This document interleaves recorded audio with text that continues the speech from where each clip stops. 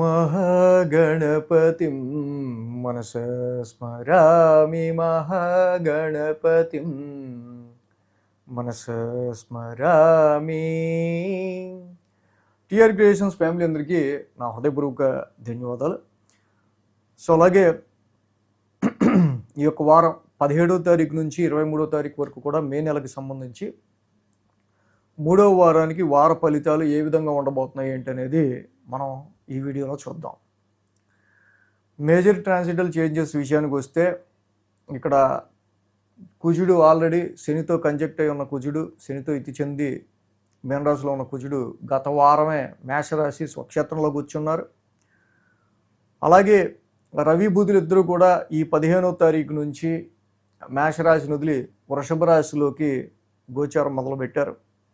శుక్ర భగవానుడు కూడా శుక్రవారం నుంచి ఆయన ఇక్కడ గత వారం నుంచే శుక్రవారం నుంచి కూడా శుక్రుడు ఇక్కడ మిథున రాశి మిత్రక్షేత్రంలోకి ఆయన స్వక్షేత్రాన్ని వదిలి శుక్రుడు కూడా మిథున రాశిలోకి మారారు.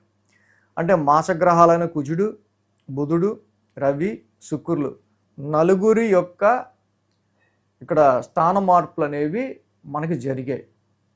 సో కాబట్టి ఈ గ్రహాల స్థాన మార్పులు అండ్ మేజర్ గ్రహాలు శని మీనరాశిలోను, గురుడు మిథున రాశిలోను, కేతు సింహంలోను, రాహు కుంభరాశిలోను గోచారంలో ఉంటూ ఉన్నారు. అదేవిధంగా చంద్రుని యొక్క గమనం కూడా మనం చూసినట్టయితే కనుక వృషభం, మిథునం, కర్కాటకం, సింహం ఇలా 4 రాశుల మీదుగా చంద్రుని యొక్క గోచారం కూడా ఉంది. సో ఈ విధమైన మేజర్ ట్రాన్సిటల్ చేంజెస్, అలాగే మేజర్ ప్లానెట్స్ యొక్క స్థితి, ఇక చంద్రుని యొక్క గమనం ఆధారంగా ద్వాదశ రాశుల వారికి సంబంధించి ఈ వారం ఫలితాలు ఏ విధంగా ఉండబోతున్నాయి అనేది మనం ఇప్పుడు చూద్దాం. ధనురాశి వారికి సంబంధించి చూద్దాం. ధనురాశికి సంబంధించి మనం చూస్తే కనుక ఈ రాశికి తృతీయంలో రాహువు, షష్టమంలో రవి బుధులు, సప్తమంలో గురుడు, మొత్తంగా 4 గ్రహాల యొక్క అనుకూలత ధనురాశి వారికి మేజర్గా ఇక్కడ మనకు కనిపిస్తూ ఉంది. సో పరాక్రమ స్థానంలో రాహు యొక్క సంచారం డెఫినెట్గా మంచి ధైర్యాన్ని, సాహసాన్ని ఇస్తా. సో సెల్ఫ్ ఎఫర్ట్స్ యాక్చువల్గా ఏదైతే మీరు ఏ విషయం గురించి కష్టపడాలనుకున్నారో కంటిన్యూస్ ఆ విషయంలో కష్టపడే తత్వాన్ని మీకు ఇస్తూ ముందుకు తీసుకెళ్ళటం వల్ల ఎంజాయబుల్గా ప్రతి విషయంలో మీరు ఎఫర్ట్స్ పెట్టే ఆస్కారాలు ఉంటాయి. అదేవిధంగా ఇక్కడ మెయిన్ ఏంటంటే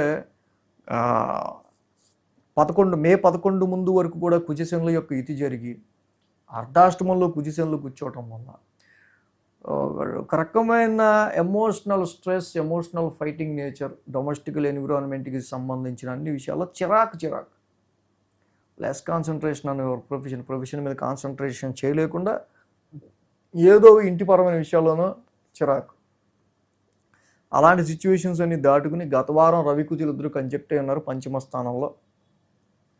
బట్ పంచమంలో రవి కుజుల యొక్క conjunction not that much worthy for financial situations, investments, సంతానపరమైన విషయాలు. బట్ ఉచ్చస్థితిలో స్వక్షేత్రంలో ఉన్నా కూడా ఫైరీ ప్లానెట్స్ అంతగా పంచమ స్థానంలో రాణించవు. ఈ వారం నుంచి మనం చూస్తే రవి బుధులు ఇద్దరు షష్టమ స్థానంలోకి వచ్చారు. This is a good change. 6th Ravi యోగిస్తాడు, బుధుడు యోగిస్తాడు. Ravi is a influence person. So through your influence sun sort out all your issues and problems. అలాగే బుధుడు కూడా బుద్ధి బలంతో శత్రువులకి స్కెచ్ చేయటం కావచ్చు. ఎందుకంటే రుణరోగ శత్రుస్థానం 6th హౌస్ అనేది.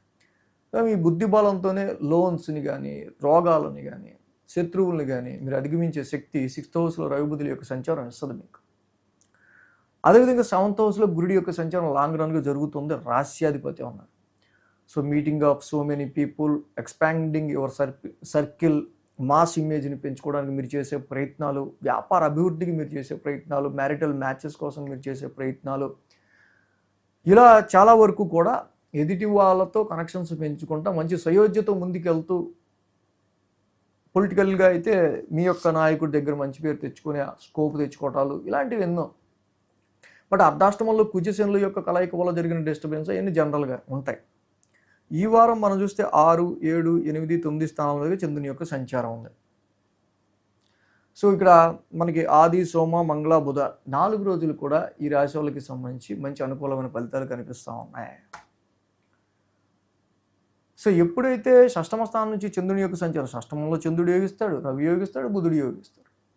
సో కాబట్టి ఆది సోమవారాల్లో ఈ ఫిక్స్డ్ సమ్ టార్గెట్స్, ఏ విషయాలు అయితే మిమ్మల్ని డిస్టర్బ్ చేస్తున్నాయో, ఏ విషయాలు మీకు కొంచెం హడిల్స్ అవరోధాలు క్రియేట్ చేస్తున్నాయో, ఏ విషయాలు కొంచెం మీరు ఓవర్కమ్ అవ్వాలో వాటి మీద ఫోకస్ చేసి చక్కగా దానికి తగినంతగా ప్రతి విషయాన్ని కూడా శత్రు విజయాన్ని పొందే విధంగా, ఆ విషయం నుంచి ఓవర్కమ్ అయ్యే విధంగా మీరు ప్రణాళికలు చేసుకోవటం. అలాగే మంగళ బుధవారాల్లో చూస్తే ఇక్కడ సప్తమ స్థానంలో చంద్రుని యొక్క సంచారం, సప్తమంలో చంద్రుడు యోగిస్తాడు, గురుడు అక్కడే ఉన్నారు. యాక్చువల్గా శుక్రుడు కూడా అక్కడే ఉన్నారు. శుక్రుడు కూడా సప్తమ స్థానం సంచారం. శుక్రుడు సప్తమంలో అంత యోగించే గ్రహం ఏం కాదు. ఈయన దేవతల గురువు, ఆయన రాక్షసుల గురువు, ఇద్దరు అయితే సప్తమ స్థానంలో ఉన్నారు. సో చంద్రుడు కూడా అక్కడే ఉండడం. So but it is a neutral position. But definitely చంద్రుడు సప్తమ స్థానంలో ఉండడం యోగించడం కాబట్టి వ్యాపార పరంగా, ఉద్యోగ పరంగా, కాంట్రాక్ట్స్ పరంగా అండ్ కనెక్షన్స్ పరంగా చాలా వరకు కూడా మంచి పాజిటివ్ రిజల్ట్స్ ఇస్తూ ఉంటాం. శుక్రుడు సప్తమ స్థానంలో ఉండటం వల్ల పెద్ద అంతగా పాజిటివ్ రిజల్ట్స్ అయితే ఉండవు. అదేవిధంగా గురు శుక్రవారాలు చూస్తే చంద్రుడు అష్టమ స్థానం సంచారం. చంద్రుడు అష్టమ స్థానంలో తన ఓన్ హౌస్లో ఉంటున్నారు. సో ఎప్పుడైతే శుక్రుడు తన ఓన్ హౌస్లో ఉన్నారో ఇక్కడ ఫైనాన్షియల్గా కొంత ఆర్థికపరమైన విషయాల్లో, కుటుంబ పరంగా, గృహపరంగా, ఫిక్స్డ్ అసెట్స్ రీచ్ ఎదురవుతున్న కొన్ని ఖర్చుల రీత్యా కొన్ని ఆలోచనలు అనేవి, సమ్ టెన్స్ ఫీలింగ్ అనేది ఉండే ఆస్కారాలు ఉన్నాయి. గురు శుక్రవారంలో కొంచెం ఆరోగ్య పరిస్థితులకు సంబంధించిన విషయాల్లో కొంచెం జాగ్రత్త తీసుకోవటం, 2 days చిన్నపాటివి. వారాంతానికి చూస్తే భాగ్యస్థానంలో చంద్రుని యొక్క సంచారం, 9th హౌస్లో చంద్రుడు, అలాగే 9th హౌస్లో కేతు ఉన్నారు అక్కడ. సో కాబట్టి చంద్రుడు, కేతువు జనరల్గా 9th హౌస్లో యోగించారు కాబట్టి లాంగ్ జర్నీకి ఏదైనా ప్లాన్ వేసినా, ఎనీ జర్నీకి ఏదైనా ప్లాన్ వేసుకున్నా కూడా, అలాగే ఫాదర్ హెల్త్కి సంబంధించి కావచ్చు, కొన్ని సందర్భాల్లో లైఫ్ గ్రోత్కి సంబంధించిన అనేక విషయాల్లో మంచి ప్రణాళిక, ఫోకస్గా ఉండటం, ఇలాంటివి చూసుకోవడం అనేది చాలా మంచిది. సో ఏదైనా సరే రవి యొక్క సంచారం షష్టమ స్థానంలో ఉంది కాబట్టి డెఫినెట్గా మీకు వచ్చే సమస్యలను అధిగమించుకుంటూ ముందుకు వెళ్ళి మీరు లాభపడటం అనేది మనకి ఎక్కువ కనిపిస్తూ ఉంది. సో ఈ విధంగా ధనురాశి వాళ్ళకి మనం చూస్తే అర్ధాష్టమ శని యొక్క సంచారం, నీలాంజన సమాభాసం చదువుకోవటం, ప్రతి శనివారం శనికి తైలాభిషేకం చేయటం చాలా మంచిది. ఓకే, అలాగే ఈ రాశికి సంబంధించి కుజుడి యొక్క పంచమ స్థాన సంచారం వల్ల సుబ్రహ్మణ్య స్వామి ఆరాధన చేసుకోవడం ఇంకా మంచిది. లక్ష్మీ అష్టోత్తరంతో లక్ష్మీదేవికి పూజ చేసుకోవటం, హేమకుంద మృణాలాభం చేసుకుంటూ శుక్రుడిని కూడా ప్లెజెంట్గా శుక్రుడిని కూడా ఆరాధన చేసుకోవడం వల్ల వ్యాపార పరంగా, మ్యారిటల్ మ్యాచెస్ పరంగా ఇంకొంచెం అభివృద్ధి దిశగా మీరు వెళ్ళే ఆస్కారాలు ఉంటాయి.